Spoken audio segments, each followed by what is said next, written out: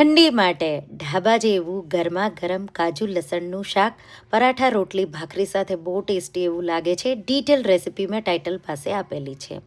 તો 1 table spoon જેટલું તેલ લઈ કાજુને આ રીતે આપણે ગોલ્ડન થાય ત્યાં સુધી તળી લેવાના. એમાં જ આપણે તમાલપત્ર, તજનો ટુકડો, લવિંગ, આદુ, મરચાં, લસણ, ડુંગળીને સારી રીતે સાતળી લઈશું. 2 ટેબલ સ્પૂન મગજતરીના બી, 2 ટેબલ સ્પૂન કાજુ, લીલા ટમેટાં ઉમેરીશું, મીઠું ઉમેરીશું, સાથે પાલકના પાન. સારી રીતે બધી સામગ્રીઓને સાતળી આખા મસાલા કાઢી મિક્સર જારમાં આ રીતે ગ્રેવી આપણે એની વાટી લઈશું.